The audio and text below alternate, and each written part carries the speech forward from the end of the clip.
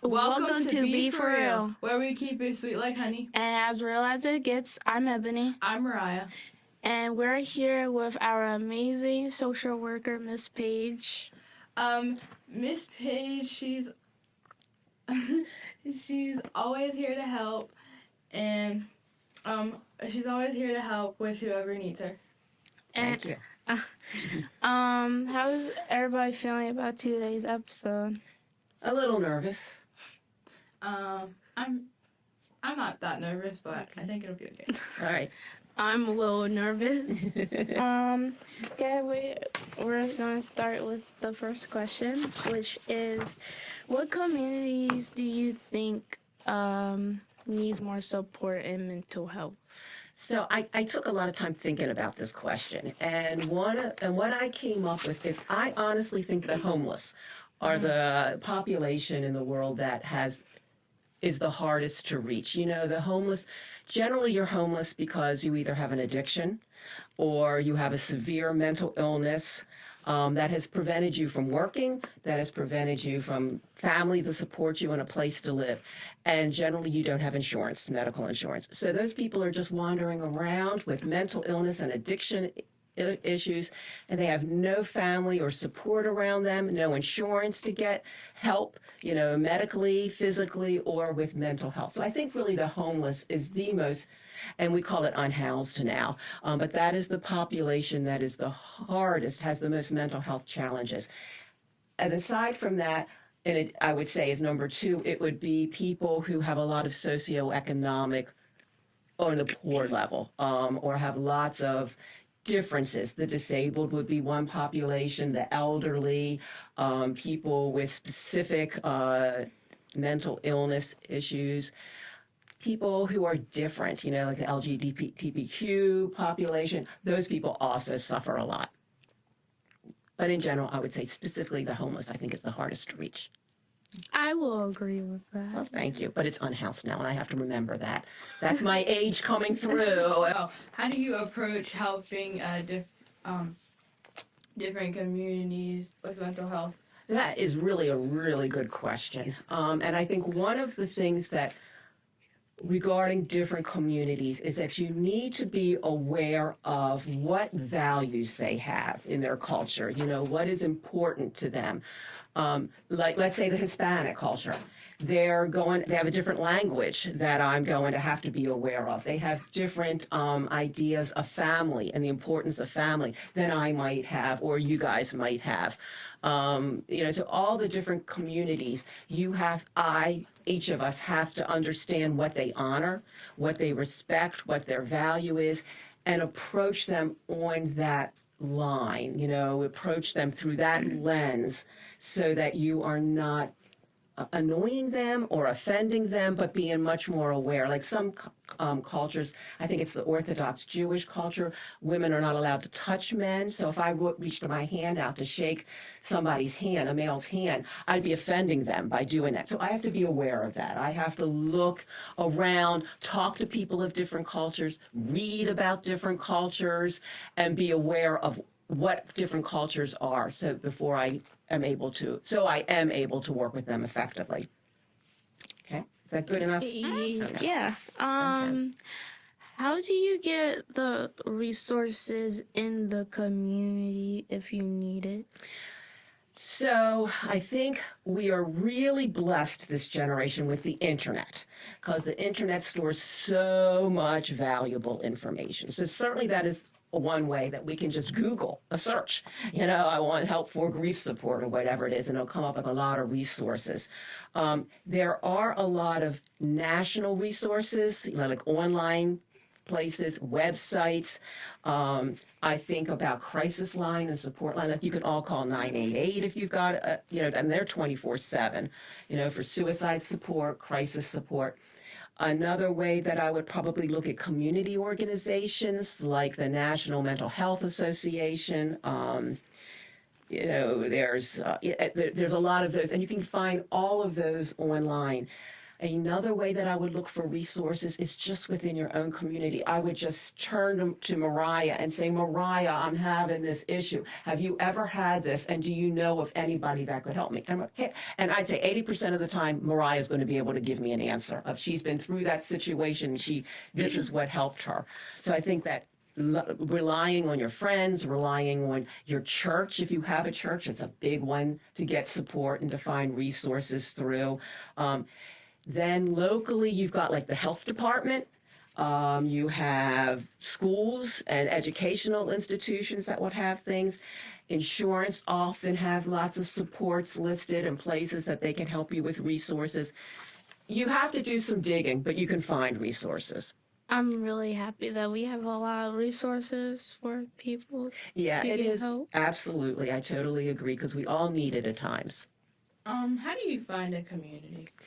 So I think the first thing you got to do to find a community is identify what your passion is. Mm-hmm. What are you really interested in? What do you want? How do you want to grow? What do you want to learn? And you can have more than one community. We all do, you know. Yeah. But you decide that you want that. Let's say a family member has died, and you are really sad and grieving it. So then I would suggest you find a grief support group. You know, which is a bunch of people who are all sad about missing somebody. You all sit around and talk about it. You cry together. You hope together. And as a result, you feel so much better because of that community support that you've gotten. So I think one way would be, first way is to identify what's your passion. Is your passion pets? So let's join a community built around pets, you know, dog care or animal care. Or you go to the zoo and you find a community that works for the zoo. So it's the first thing is to find your passion. Find where is it you want, what is it that you're interested in, what type of groups are available of like people. You know, and there's lots of them available. I don't know if you guys know that can think of it, but I can think of tons of them that just look for your passion. My passion is school ball. Exactly. So then you would find a support group, you know, a bunch of people, and already you don't have to find a group. You are a group with goalball people, and then you find goalball people in the next state, and you all do it. Right, and you all get online. I don't know if you do like a Facebook group or I don't even know if you do Oh, Facebook no, not anymore. Facebook. FaceTime group chat. Yeah, Yes, but you FaceTime. do that. You form that chat, and then that expands from there and expands and expands and expands. And those people become a big support to you, as well as fun. Yeah. What benefits on joining a community? What benefits aren't in joining a community, really? Because you've got so many benefits from being in a community. Humans are social people. We are not made to be individual. You know, we're made to be in a group. So just by being a part of any group is going to help you with your personal life, with your emotional life, with your physical health, you know, all of those things. I think being part of a community, you get a really strong sense of belonging, which is wonderful to feel like you're part of a group. Like you guys were just saying about goalball. You feel like you belong to them. Mm-hmm. And that reduces your loneliness. It decreases your feeling isolated because you have all these people who are just like you, and which makes your mental health improve. And you know, if your mental health is improving, or let's say you're having a bad day, right? You're all stressed about something. School's been really hard. So you turn to your group of goalball people and you talk about it, and they talk to you, and they might support you emotionally, but they also might give you some practical guidance. And at the end of that day or that session, you feel so much better. You know, your stress has gone down. Well, and if your stress goes down, that means your heart rate has gone down, your blood pressure has gone down. So physically, you are healthier and you're going to live longer. So there's all those benefits. I got to say some more, though, but also you get practical benefits because you're meeting all of these people, and they're going to say, hey, I heard that there's a job over here. Have you thought about that? Or, hey, Mariah, have you heard about this goalball tournament that's going on? We'd like to have you participate in it. And it's in California, you know, so you get to go travel. Exactly. So I think there's lots of practical opportunities that come out, emotional support, and just in general, it makes you feel better about yourself. And yeah, that makes sense. Thank you. Cause I'd be up and ready. I'd be like, yep, I'll go. I'll be ready. Yeah, what are some struggles that you find people in a disabled community? So this one again, I'm going to probably go on financial hardships because I think that is a huge thing that impacts many aspects for the disabled. There's a financial strain, number one, just on equipment needs that many of the disabled need. Insurance, maybe they don't have the insurance to cover everything, which ends up causing financial instability. There's a higher likelihood of poverty with the disabled.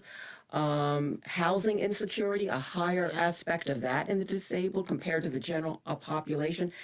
And as you all know, there's a lower employment rate with the disabled, and that is not necessarily built around anything that you have, but because of there's so many barriers in an employment situation. There's the barriers of accessibility, physical access, your transportation there, getting in and out. I'm thinking of Diamonds, like the wheelchair access.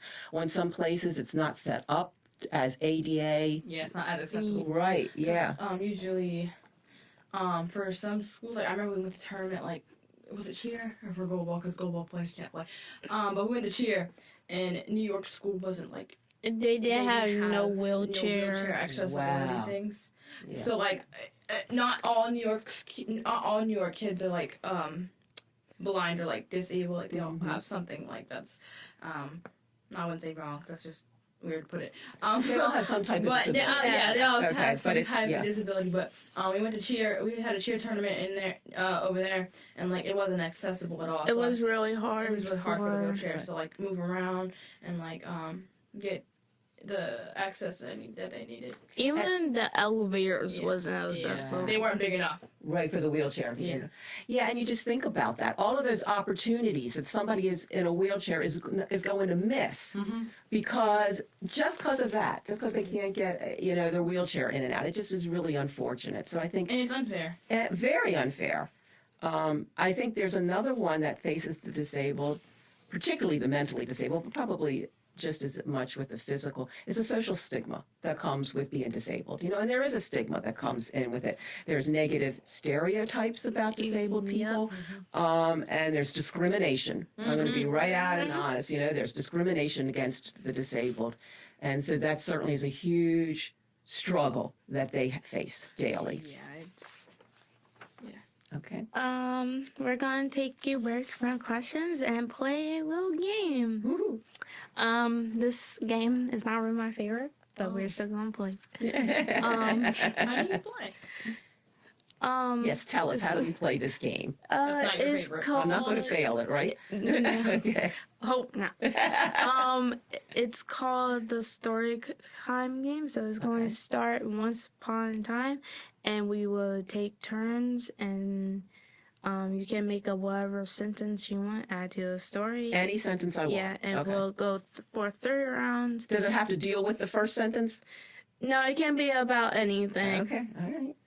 I would make it make sense. Mariah, you will go first. You want us to make sense? I'm practical. Okay, all right. I'll try to make sense I with it. have I have 2 things of myself. I don't I can know. go first. Okay. Once upon a time, there was a little girl that didn't know how to ride her bike, and her mom was very I would say like pressurous about her to learn to ride one. Was pushing her to ride. Okay. Now it's my turn. And the little girl laid down on the floor and kicked her legs and screamed at her mother, "I'm not going to ride that bike." And the little girl just was keep crying and crying until her mom had enough.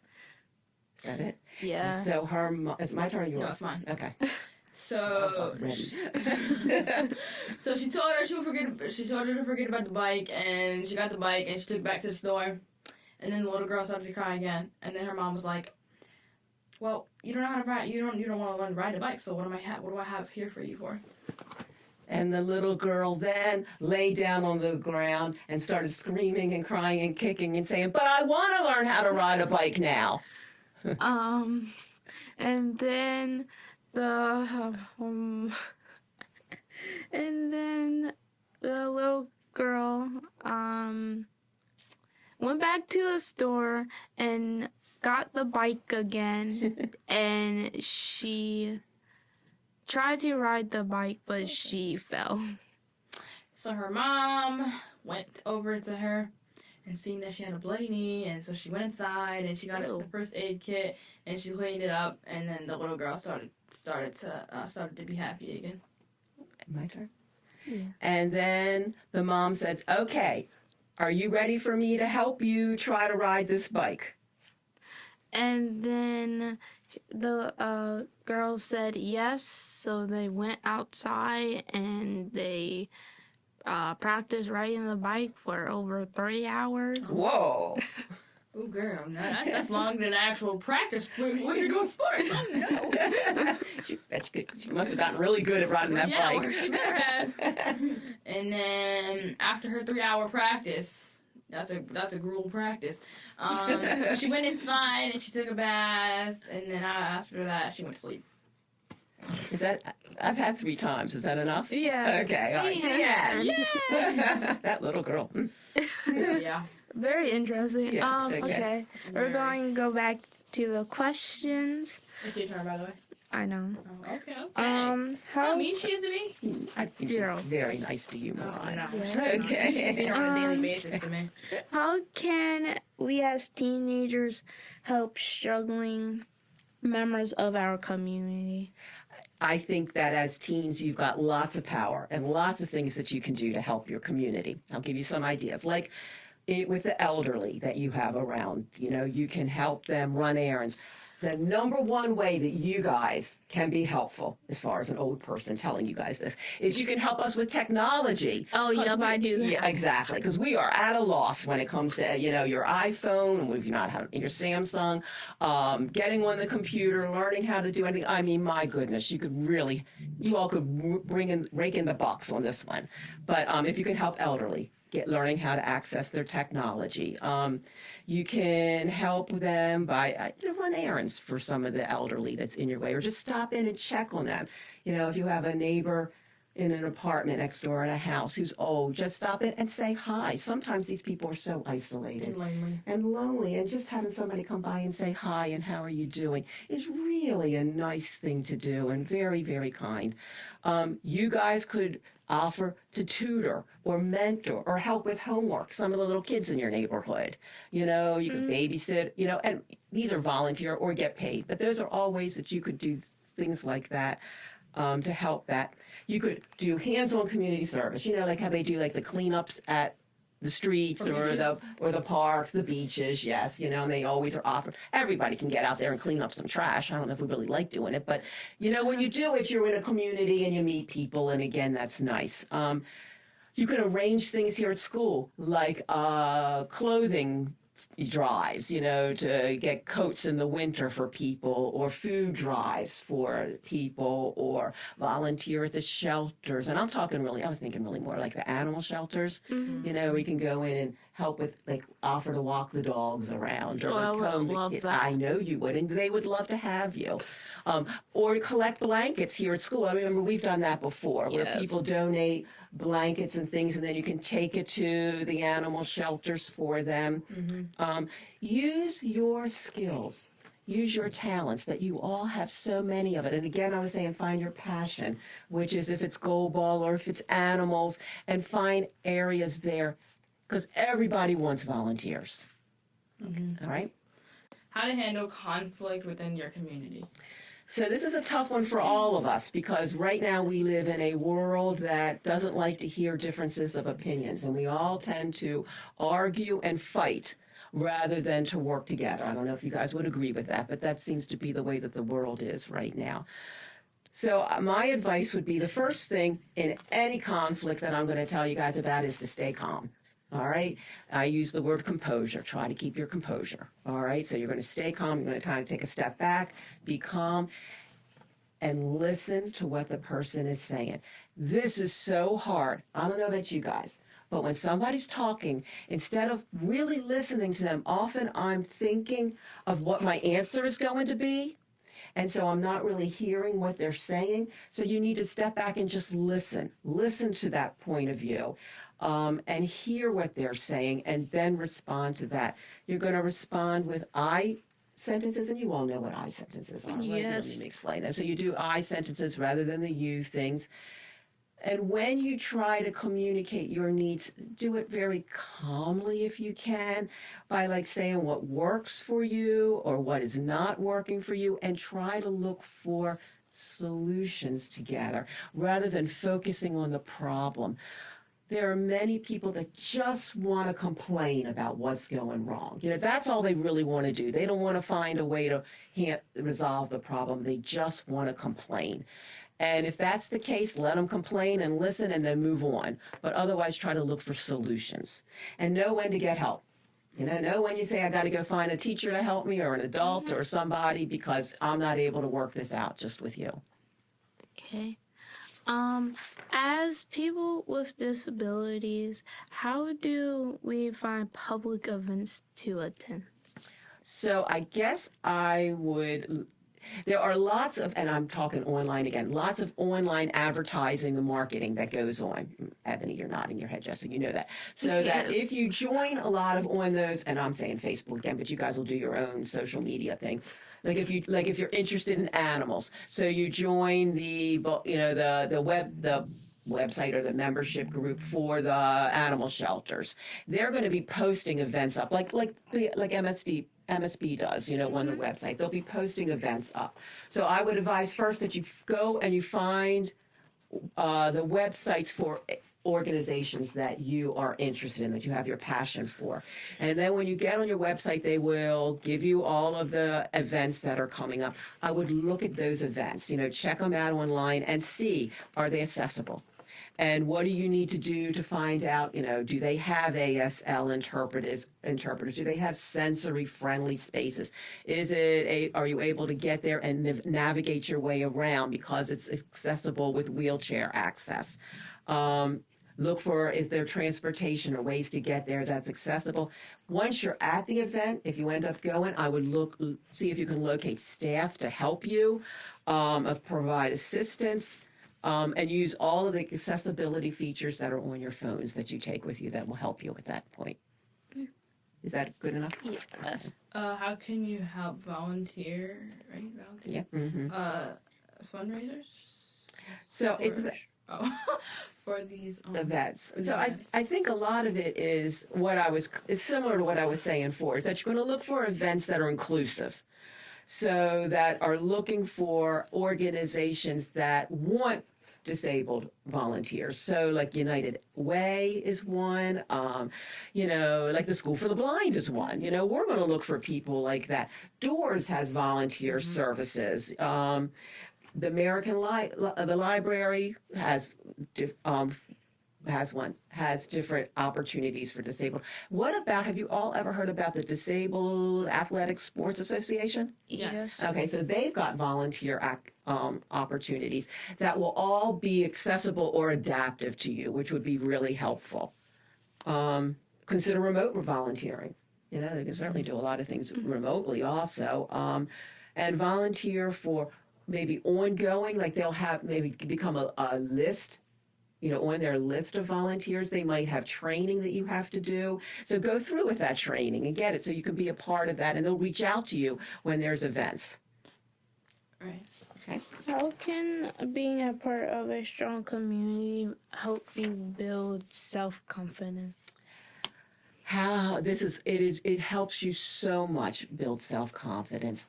Just being around people who support you, in that interest, and you watch them. Mariah's going to help you, Ebony, to go and to fulfill your dream of being a dog walker. Okay, I'm just saying that. I know that's not your dream. But being your dream of being a dog walker or fostering dogs. And she's going to say, go for it, do it. And she's going to watch you as you do it and all of the problems the struggles you have and how they are resolved. And she's got a plan of how to do it for herself. So you've got all of that support.